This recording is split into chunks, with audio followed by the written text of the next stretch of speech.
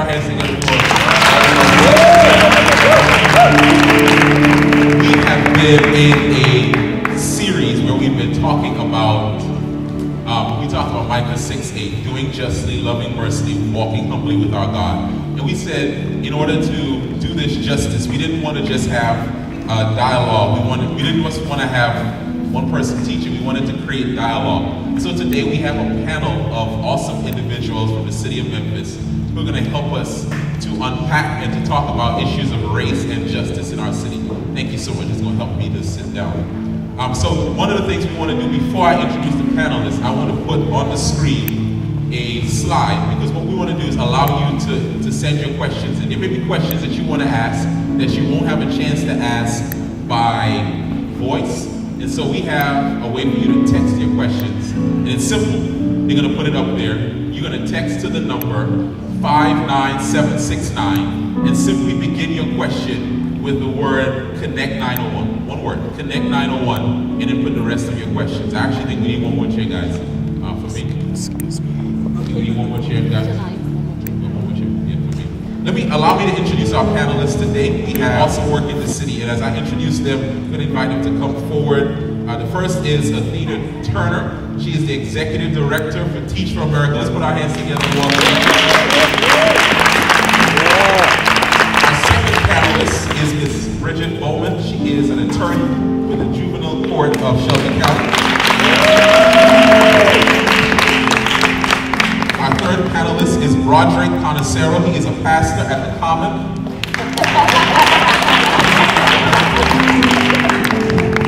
And our fourth and final panelist is Burkhead. He is a pastor in the Living Hope Volunteer Evergreen Church. Let's welcome all of our panelists.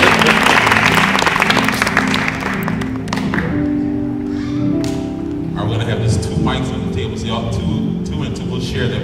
And we want to get to know our panelists a little better. So first of all, each panelist, as you are here, we want you to tell us your name. You already know that. And what you do in the city of Memphis. And we'll give you 30 seconds each to tell us what you do in the city of Memphis. So talk to our audience here. And remember now, you can still text your questions here. 59769 is begin your question with Connect 901. We'll start again. Good evening. Hello, I just have to get up on it. Okay, good evening everyone. My name is Athena Palmer. I am the Executive Director of Teach for America at Memphis, and we find, develop, and support a diverse network of leaders who reimagine public education, both in the classroom and outside of it, for an initial commitment and then over the course of their lifetimes. Awesome. I'm loud anyway. Good afternoon, everybody. My name is Bridgette Bowman. I work with the Juvenile Court here in Shelby County. I'm the Disproportionate Minority Contact Officer. That's a fancy word of saying I monitor racial and ethnic disparities. The issue is trying to figure out why more black and brown kids are touching the system than anyone else. Hi, good afternoon. I'm Broderick Connesero. I am a preaching pastor for the Common, and I also work in the city with an organization that I started called Block 828, where I work with Shelby County School student leadership to create programs to decrease the violence that happens on campus. Hi, I'm Justin Burkhead. I'm the pastor at Living Hope Church at the corner of Jackson and McLean, and I've been here since 2010, and I do all the regular pastor stuff, just serving people, getting leaders mobile, and trying to reach our community neighborhood. Awesome. So for those who are texting questions, I got already a couple of texts. You actually have to say Connect 901 and then type the rest of your question. Connect 901, put a space, type the rest of your questions. We want to hear your questions as well. But I want to throw out the first question to our panelists, and anyone can answer it, is simply this. The term Black Lives Matter may seem to be offensive to some. The term Black Lives Matter may seem to be offensive to some. What are your views on that term, and why or why should we not say it? Why should we say it or why should we not say it? And anyone can answer. I can start. I would say we should absolutely say it until the day that every Black life is affirmed economically, politically, socioeconomically, in terms of outcomes for in schools, where your job frankly does not need to exist, where we don't have any disparities across any different metric. And right now you can choose any metric, and Black and brown folks in America are going to be disproportionately ill-served by any system. And those systems were designed to create that reality. And so the more that we can get present to that and then work to disrupt them and work to reimagine them so that they actually do work for absolutely every American, we should say it until that's true. And it causes discomfort because it makes people like me, who look like me, really present to the world around them and how different it is set up for myself versus it is set up for the majority of folks in this room. Mm-hmm. Want somebody else going to touch this? Okay. To the question, it is something that we should say. I don't think there's anything wrong with it when you look at the essence of the movement. It was about bringing to the forefront of everybody's conversation that there were some lives that were being wrongfully taken away in our society. And while we may not agree on everything that the movement itself has kind of embraced and done, the statement itself is relevant and true for us as a people and as a city. All right. Yeah, we got to use it. I think for me, the adage, the devil is in the details, is what I want to say. And the reason I say that is because when we talk about Black Lives Matter, we get caught up on that statement, Black Lives Matter. And in that small detail, we forget to talk about why that statement even had to be created. And so, for me, yes, I think it needs to be said, but I don't think it's enough. I think we have to create the conversations that go to the heart of the matter. Why do we even have to create a movement that forces humanity, not just Black folks and white folks, but we as Christians and we as human beings, to even have to create a statement that says one set of people even matter? Right. That is what we need to talk about. Like that. Well, since you started that, let's go there. Why for education purposes? Because many in the room may know, but many may not know. Why does that statement even get started? If you want to just kind of go there a little bit. Mike. Here I go. Again, I love to talk. For me, it's real simple. I don't have to get caught up in the sensationalism of news. It's very clear that we live in a country that is based on division. And it can be as simple as the haves and have-nots. But unfortunately, the haves have a color attached to it, and the have-nots do too. And that creates the division between Black and white. And unfortunately, everybody else that's the in-between gets caught in the in-between. For me, the whole issue of Black Lives Matter became an issue long before Ferguson and issues like that. We can take Black Lives Matter back to Emmett Till and even times before then. But it became publicized and sensationalized when our young people, the children that we love, it started happening to them. And so no longer is it in a history book, but we're a part of making history, and it's not necessarily a great thing. And so I think that's why there's so much built around it. It's happening to our children, not to somebody else's children, right? Our society is becoming more and more integrated. Whether we want to or not, our kids have better seats than us. They live by their hearts, not by their eyes. So they're no longer restricted to only loving what's like them, be it color or otherwise. So now it's a real issue for everybody. All right, each panelist this question. And this might be a simple question, but you may want to unpack this. Does Memphis have a problem with race? Does Memphis have a problem with race? Yeah, I mean, I definitely think Memphis has a problem with race. I'm really thankful to be in the generation I'm in, where Black Lives Matter as a movement and as a slogan can be mass-produced, and it stops our culture a little bit. It makes us stop and think. And in my family, I mean, I come from white middle class. I come from privilege myself, and I've had conversations with my wife and my neighbors that I never dreamed I've had. And I'm so thankful for that. I'm thankful for any movement that makes us do that. I mean, they tied poverty and race together. I think there's as many conversations that need to be had about poverty that we neglect as well. But in our neighborhood, it's 50-50, that's kind of what we say, but every street is still, you can tell what class people are in by the street they live on. And that's really sad. At the top corner, northern corner of our street, there's an apartment complex with no fences. People can come in and pillage and do whatever they want, and it's a seriously blighted area. At the southern corner is Rhodes College, which is a big, nice area with wrought iron gates, and these are walking distance. And so that's just the grid that we are in as a church. So I definitely think we still have a problem and always have.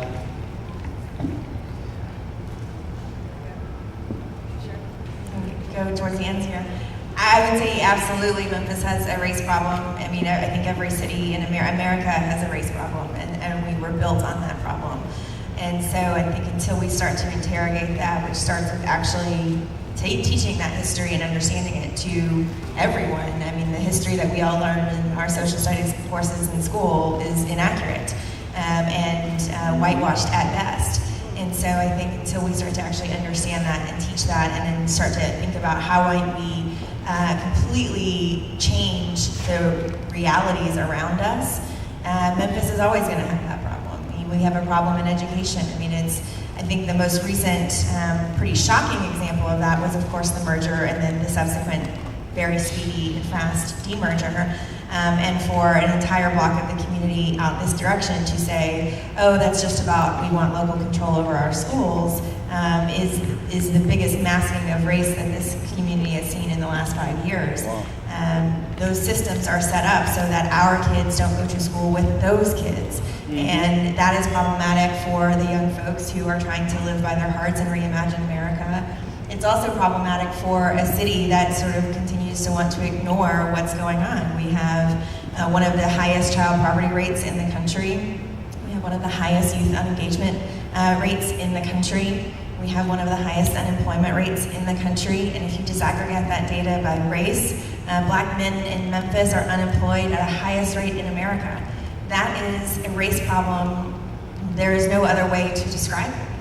That is not a culture problem. That is a city that is frankly not willing to look at what is going on and what it would take to ensure that we could be a vibrant and thriving city where absolutely every single person within it could have opportunity. My intent is not to be deep, it really isn't. But I would ask you guys to reimagine it a different way. Is race a problem in Memphis? My answer is no. Race is not a problem in Memphis. The problem in Memphis is that we're scared to talk about race. That's a difference for me, right?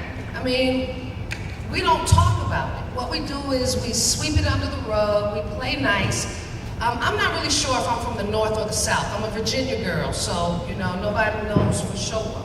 But the one thing I know for sure about the South is that we're more concerned with being polite than we are with being honest.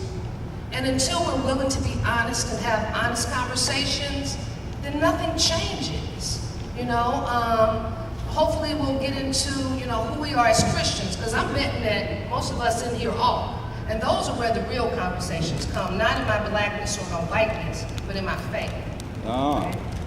Like that. Yeah, I would come behind what Bridgette said by saying I'm with her. I don't think race is the problem. I think sin is the problem. It's the nature of us as people that is destroying us. What happens to come up on data forms and what we happen to see on the news is a skin color. But at the end of the day, it's the nature of men and women that cause and create the problems that we are battling with, whether you're white, black, Hispanic, or whatever. And until we as believers start having a sin conversation, not a race conversation, we'll keep going around the same tree. And the reality is we have to address what is at the root of our problem, and that's sin. All right. Brought to you a question that has been texted, and remember you can continue to text in your question.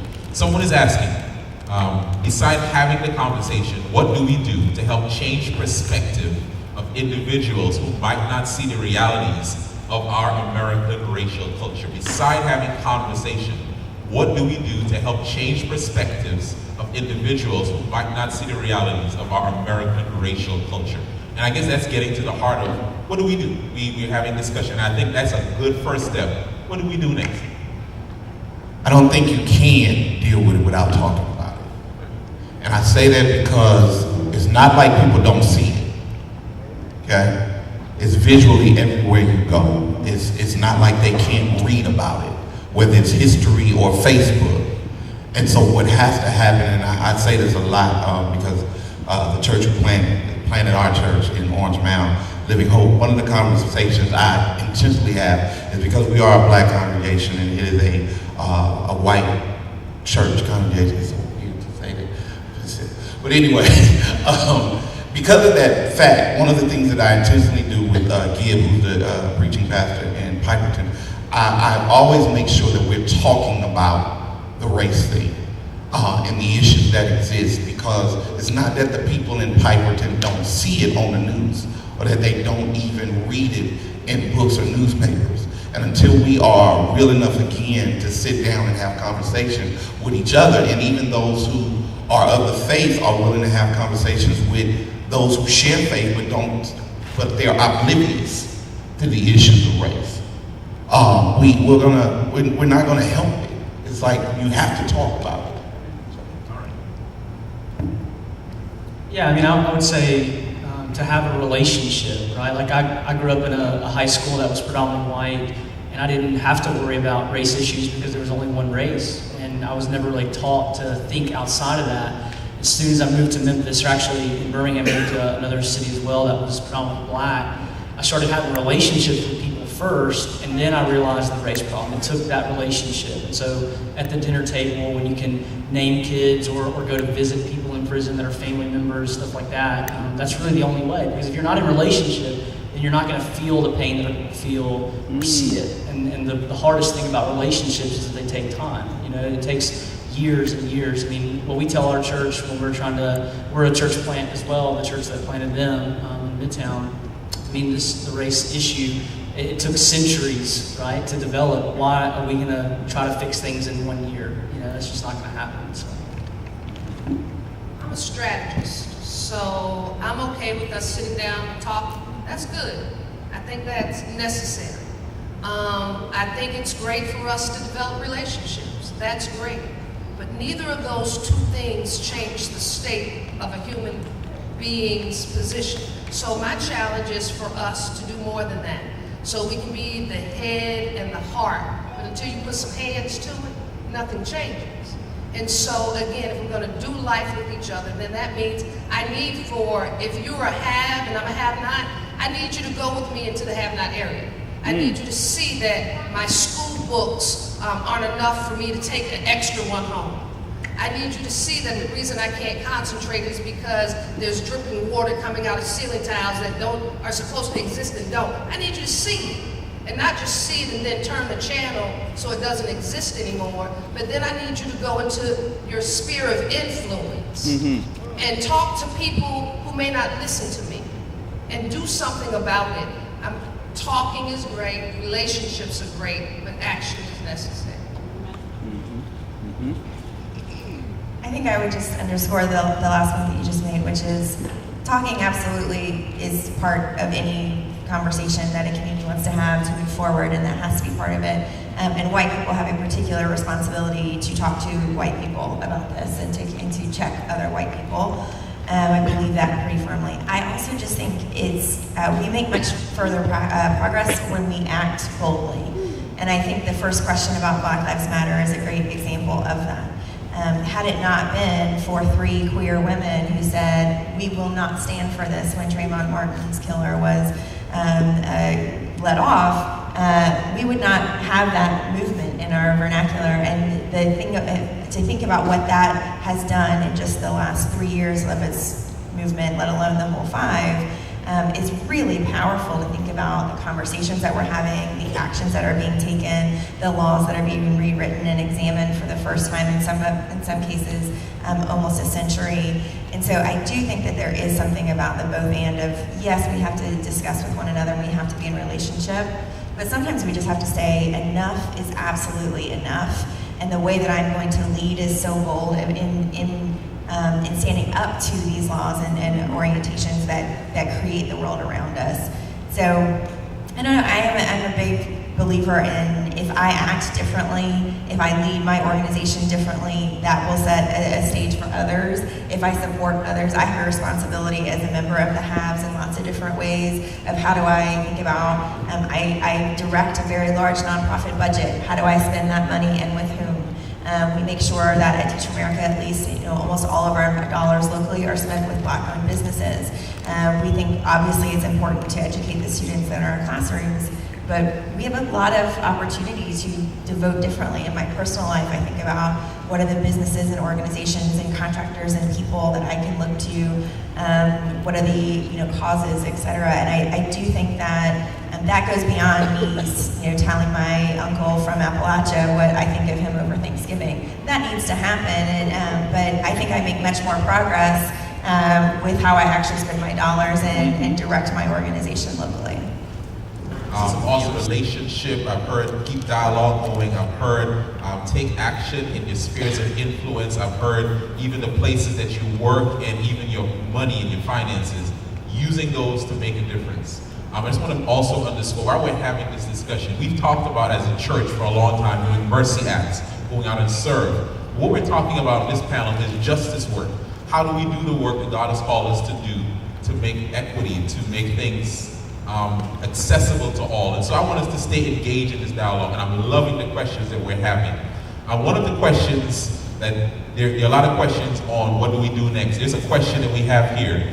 Recently, there's been a push to take down Confederate statues and monuments in our city. Do you think there are bigger issues we need to be addressing in our city, and should we just leave that stuff alone? There are bigger issues, undeniably. That doesn't mean that we can't care about 3 things at once. In fact, I can care about 5 at least in this moment right now. And I think any city that is hoping to be progressive and to attract a new sort of generation and to ensure that the one that is here can thrive, cannot stand for a Civil War leader who is the founder of the KKK, established Memphis' economy on the slave trade, where the 4 squares downtown are still named after where this man made his money. That is not any symbol of hope and the future that I want to be part of. It tells absolutely everyone in this room that they cannot be part of the city and that they're not worthy to be here. And whether we choose to acknowledge that that's what it says or not is a different story. They should come down. The fact that they have not come down is an example of how people like me want to make everything about incremental progress, which is where I think the idea about dialogue and action get into real conflict. These statues could have come down years ago. Are there laws that say that they aren't? Sure. Were there also laws that once told me that I could not be in the position that I am, that I could not vote, that I could not love who I love, when a law is unjust, we have a responsibility as a group of people to say we will not follow that law. And of course, as a society, we have to be careful when we choose that. And at the same time, this is an easy one. The law was created to keep the statues up, and the statues do nothing for this city except ensure that white supremacy lives on. We can say amen.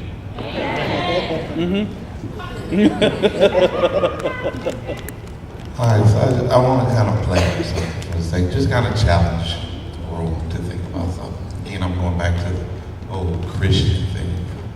There's another statue in our city that represents bondage, stronghold, and it sits in front of the University of Memphis. You know that? No. Okay. My challenge to the room is, check out the statue in front of the University of Memphis as a believer. And if you are really upset about the Confederate statue in the park, you should really be upset about the statue that's in front of the University of Memphis. That's what I'm going to say about that whole piece. So you're just going to tease us and just leave that alone? All right, so we got to go Google that. All right. Anybody else? Okay, here's a question that came in by text. I want to make sure we honor these. It says, for generations, the church was at the forefront of the civil rights movement and other important efforts of social responsibility in improving communities.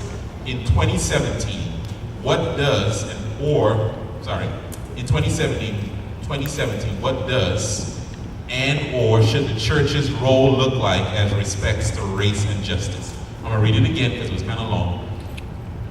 For generations, the church was at the forefront of the civil rights movement and other important efforts of social responsibility in improving communities. In 2017, what does and what should the role of the church look like as respects race and justice? I'd like to make 3 points. I'll do it quickly. There's a book called Tally Ho the Facts.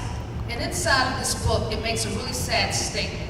One of the things it talks about us as Christians is it says the world doesn't even find us worth killing anymore. Marinate on that. Yep. The world doesn't even find us worth killing anymore. Yep. We're not a threat. Because we might do like that. The greatest movement on earth is no longer a threat to the world. It's point number 1. Second thing, in terms of the role of the church, it is my belief that the church has a responsibility to use the Bible and teach the flag how to wave. And we've left that responsibility alone. We've allowed other things to dictate that. And until we take up that cross we're supposed to take up and live boldly and speak truth to power and not be afraid to live out this thing we say we are, and that requires us to be, then it won't change. Nope. Period for me. Great. Yeah, and I would just say, like, we're talking about bold statements. I mean, the Bible, I think, makes the most bold statements of all, right? I mean, it's the most narrow-minded book. It believes in one God. It believes in the God that took on flesh, that Jesus died on the cross. It believes in particularities about gender and sexuality. And one of the things that it teaches is that God created race. He did. And in heaven, he's going to celebrate it. And we haven't learned that yet. And so if we believe the Bible, then people should be begging Christians for our answers. They should be begging us to join our communities. And that's not the case, and it hasn't been in a while. There's another book called The Last Segregated Hour that's really meaningful, and it's talking about the worship hour and how the civil government can't look at the church yet because we haven't even figured it out yet. And that's a true statement. We haven't, and hopefully we will soon. But we ought to own it. We ought to own justice. God created it and gave it to us. We ought to own the proper way to look at race and to see the beauty and diversity because God gave us that. All things that he blessed us with, and we ought to put on display for the world. You know, I want to jump in here and just ask you a question. The prophetic role of the church, and the prophetic role is simply to speak truth to power. That's one of the roles that God has given us. Now, one of the challenges of the church, and I think one of the reasons why our churches struggle with speaking truth to power, is because we don't want to come across as being political. We don't want to come across as being anti any one side or pro one side. Do you think that tension of not wanting to be political has neutered the church from speaking truth to power? 2 things. I think the middle of the road is a dangerous place for anything to be. Last time I saw something in the middle of the road, it was dead. 9 times out of 10, when you see stuff stuck in the middle of the road, it's dead. It has no value. So the church does not have the right to be in the middle of the road. We've been given the most important job on earth, and that is to take care of, or at least to usher people into eternal life with the Father. I mean, how do you dismiss that? There's a book called Reconciliation Blues, and if you're serious about this, pick it up. Because one of the most profound things it says, and this is the role of the church, that in order to sometimes bridge 2 opposing parties, be it black or be it white, there has to be a bridge. But the mere connotation of being a bridge means you got to be stepped on. And so here it is the church willing to do the hard work? And for me, the answer is always yes. To your question about the prophetic voice in 2017, I think the church has to realize that in the prophetic call that's on us as a people, it's what you prophetically say, what you are engaging your words on. And a lot of times what happens, unfortunately, is that we don't direct people to Christ with our prophetic voice. And so it hurts the mission of the church. We want to lean on the gospel and let a little bit of the light shine on us, instead of truly standing on what is the measurement of the prophetic voice, which is Jesus Christ. If we did that to their points, we would be directing people to him. And in directing people to him, we would be responsible for relationships, for the communication to happen within relationships that then created disciples who were making disciples. To change all of this, or to make the church more relevant in 2017 compared to when Dr. Kingdom did it, you have to change the way things were done. Sadly, a lot of our churches look for the hot button issues, and they want to be on the news to talk about the hot button issues. And in that moment, instead of directing people to the cross, they want to direct them to them in the color of their skin, or the issue that their church is surrounded by. When the reality is, while all of these issues are true, what I said to you all earlier, the issue is sin. The sin that lies within man and woman. And until we sit down and have conversation about that, create community around that, so that we can all realize that we all got some issues, then we're going to keep going around the same, again, like I said before, the same tree. And what we have to be honest about as a church is that in 2017, what Dr. King did was relevant for then. What's necessary now is for us as the church to go back to what Christ created within the disciples, which was community and relationship to bring change to a system that was corrupt. It was the household ministries. It was the sharing of the faith that happened on the side of roads that brought about this revolution, this change. And that's what we got to do. I would just say the irony about this, pointing to Christ, is that he's Jewish, right? It's not a black savior or a white savior. No race here in the States can really look at the savior that looks just like them. We're all looking at a savior that we might not recognize if he was walking amongst us, right? And I just think that's really cool that we point to something even greater than skin color when we look at our savior. Well, you brought up a very interesting point, and I wasn't going to ask this, but I'm glad you said that. Do you think the fact that Jesus has been typically portrayed as a white male has had a problem of creating a racial imbalance even within Christianity? And everyone can answer that, or anyone can answer that. Yeah, so 2 times in my life as pastor, whatever organization I work for, we've been given a Baptist church that was built in like the 1950s. McLean Baptist Church and then Central Baptist Church. And both times we've had to go through and take down all the white Jesuses. And not just the white ones, like the 1970s version too, which is just as silly, right? So I mean, I definitely think I don't want my kids to look at a white Jesus and my kids are white. I mean, that scares me because it's gonna create some Messiah complex in them. I want them to see that they would not recognize the Jesus that we worship, and that they are gonna recognize him. I mean, that's the beauty of the passages that point to him, but it's not because he looks like us. Right. Right, just want to tackle it? All right, cool. All right.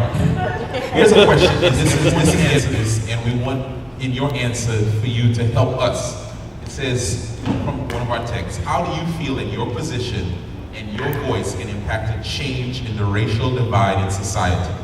I also want to ask you, as you answer that, help us. Tell us how your voice and your position can impact a change. But tell us how we can do it in our different spheres of influence. So this is a question that I'm always a little bit befuddled by because we have a particular skill as human beings of taking really hard, complicated things and finding a path forward in every issue except this one.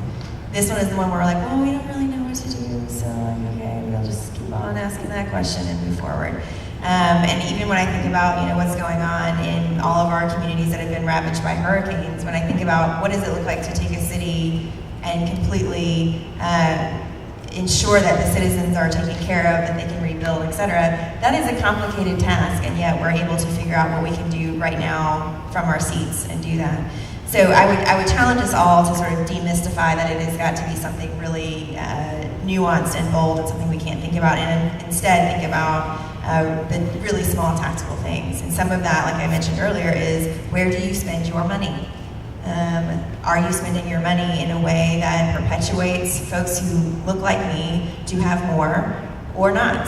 And that's a really small way. I think it's about, standing up when people say the things that make you go, that's not okay, And to my point earlier, white people have a particular responsibility to speak to white people about that. And I think the other is to say, you know, at work, where the majority of us spend the majority of our time, what does that look like? Who are we hiring? Who are we promoting? How are we paying that group of folks? How are we making sure that they have voice and agency over the decisions that they're making? How do we amplify their perspective? How do we bring people into in relationship with one another across lines of racial difference that's been spoken to so much here? I mean, I think that's one of the beautiful things about the work that I get to do every day is, you know, I have a group of teachers, 50% of whom are people of color, 50% are white, and they have to work together to figure out how to best bring about change for students who are black and brown in the city.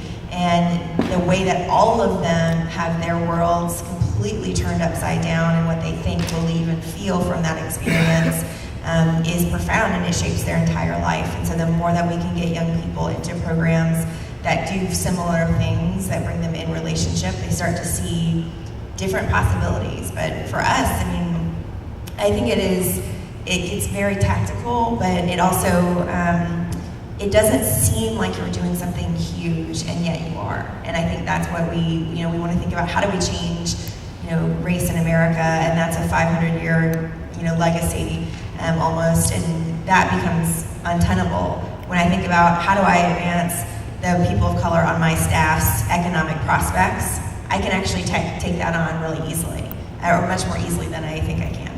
Mm-hmm. Awesome. I work at juvenile court.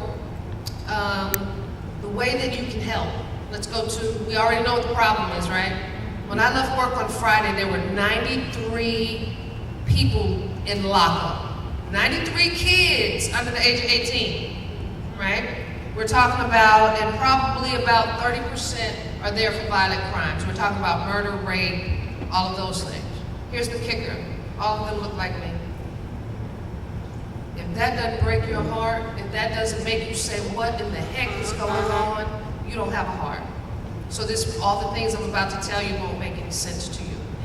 It's not enough, again, to be talking about the problem. One of the things that we do at juvenile court, and this young lady in the denim shirt, raise your hand, Miss Jennifer, she works at juvenile court as well. I can look everybody in your face and tell you we work hard down there every day. However, there are not enough people in that building and not enough resources in that building to make a difference. And so for me, these are the things that juvenile court needs. When we do public forums and symposiums talking about how to educate your kids to keep them out of the system, we need you to pack the room.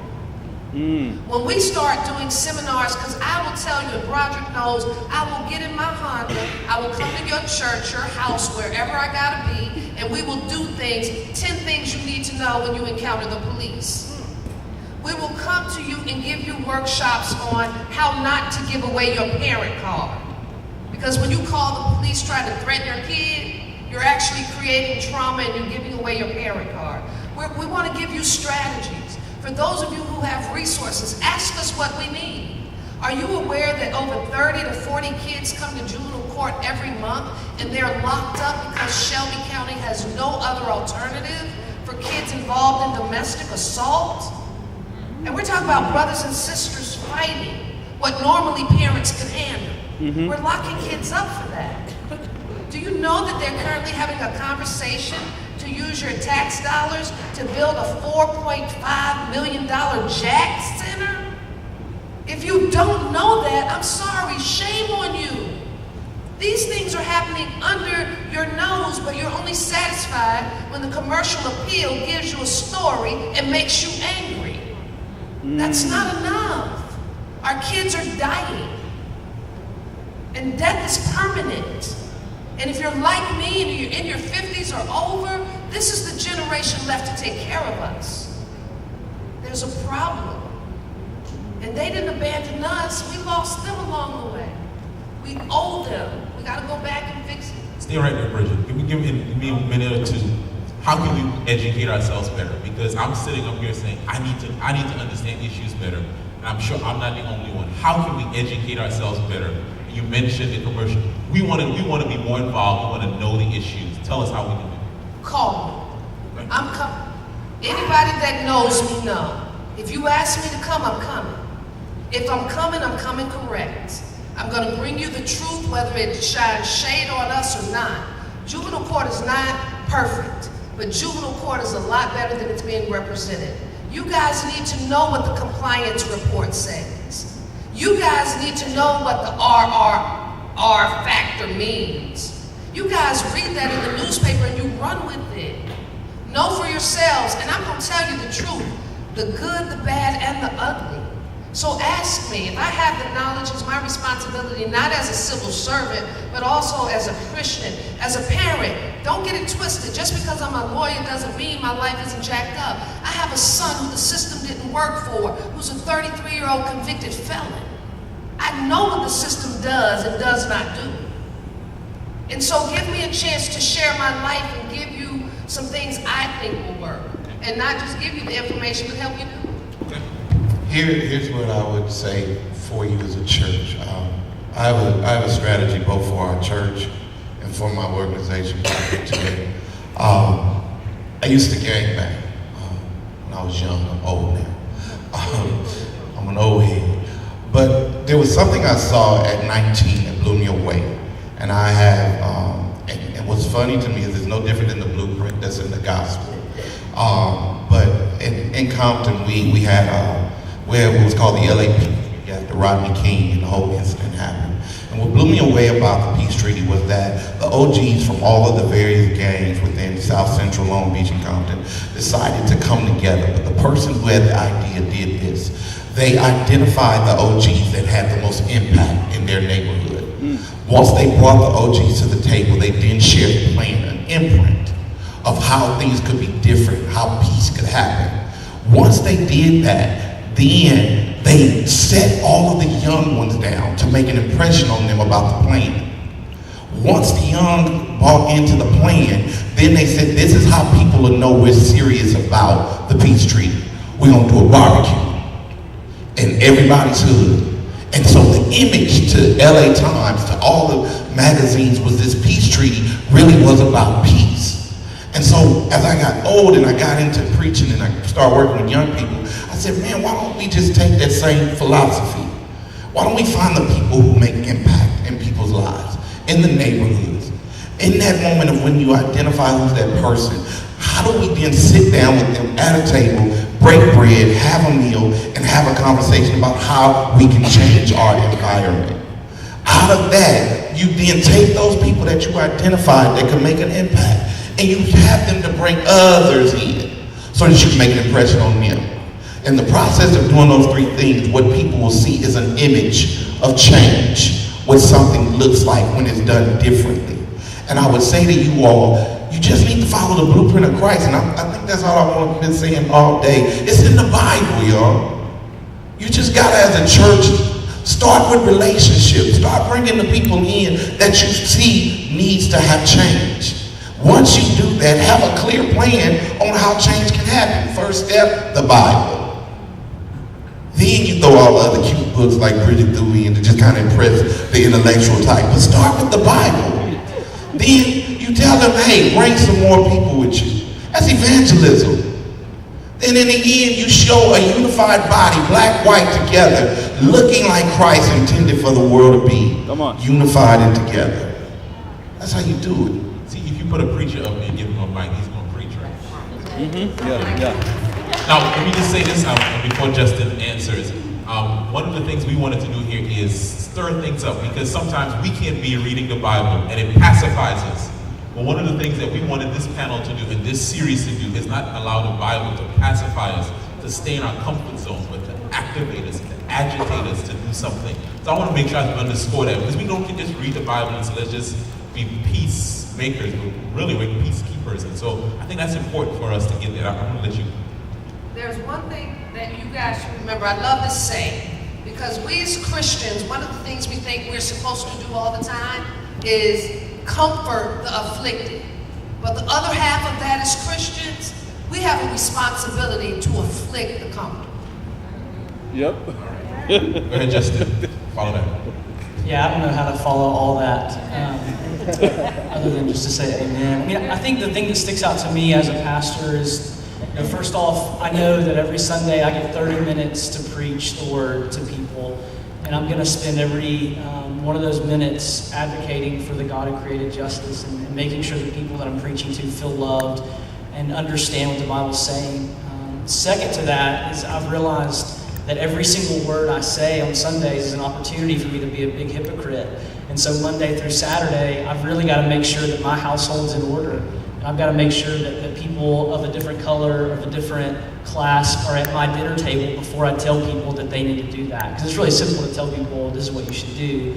But man, Monday through Saturday, to me, is the hardest part about being a pastor. It's not the preaching, so.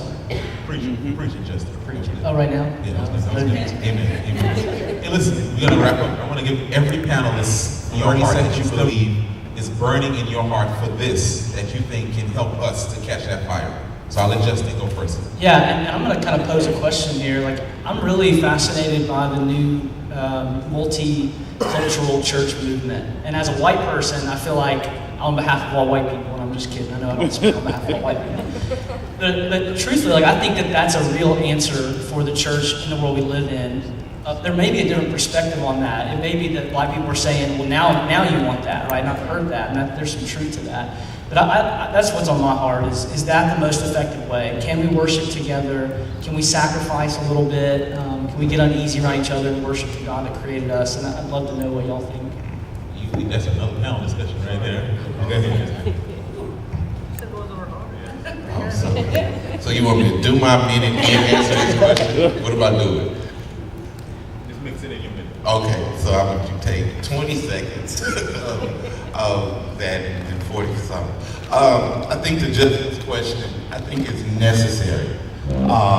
It's just, I think even for me, and I don't have the answer for it, because I was able to, I had the privilege of sitting under him as my residency in pastoring, and I saw the good and the bad of the multi-ethnic scenario.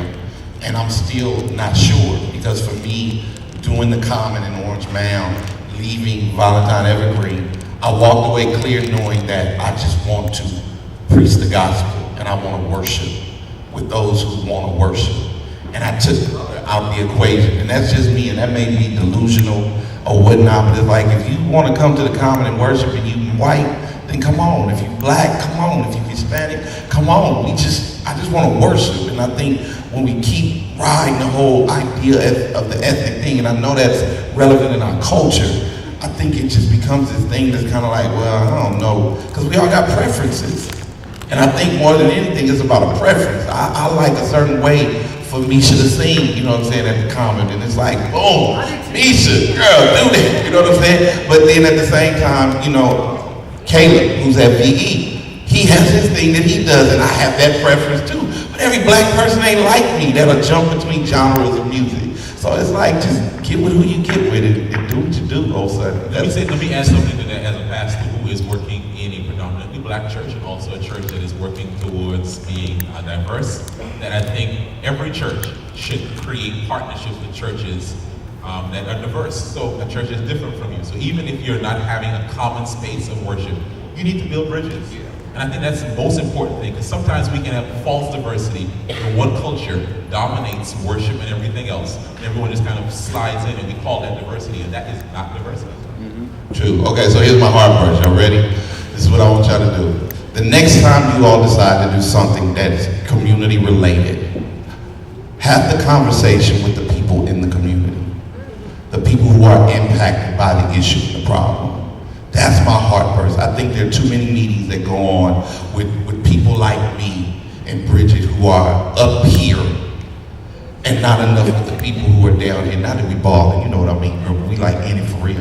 But the people who are affected by the issues are never invited to the conversation.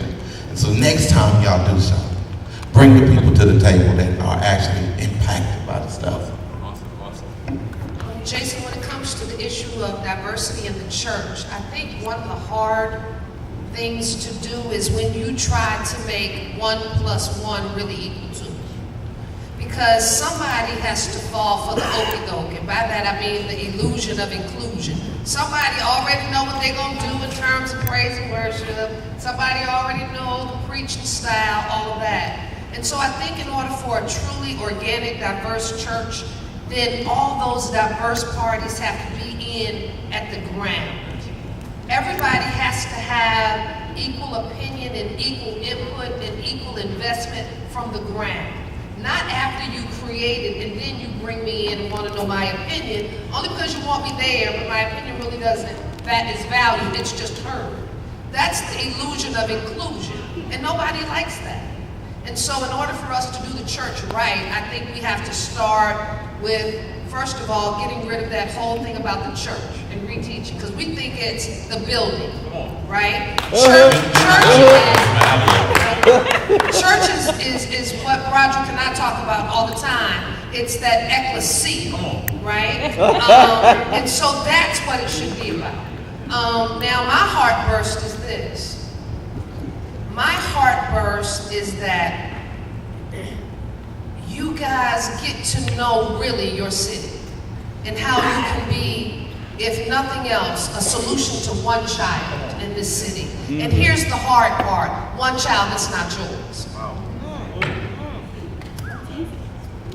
That's my heartburst. If that is reading with a child because you know they go to a jacked up school, right? And your child doesn't.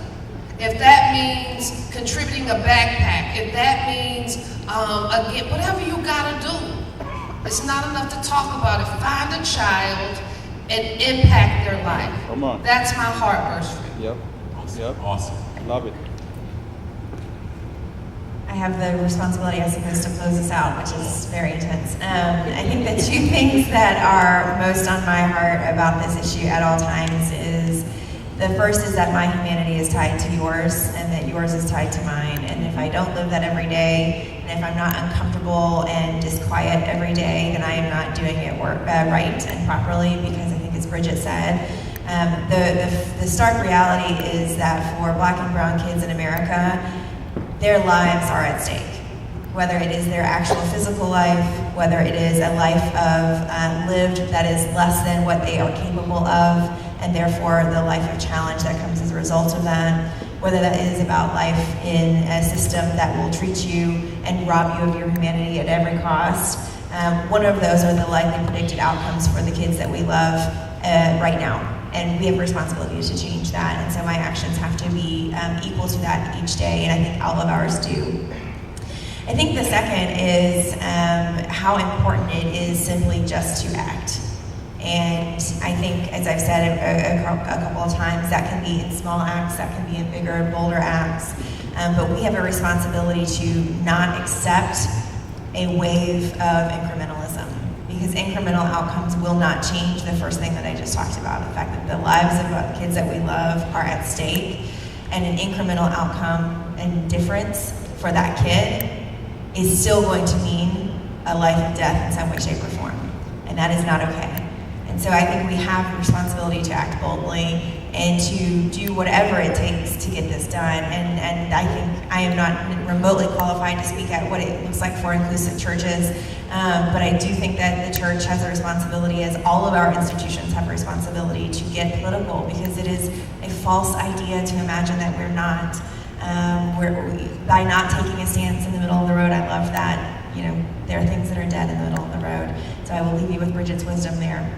The last thing that I wanted to follow up on this, because this young woman, throughout her speech tonight, what you have said continuously is white people need to be concerned about what's happening, just on the humanity thing. But here's the reality.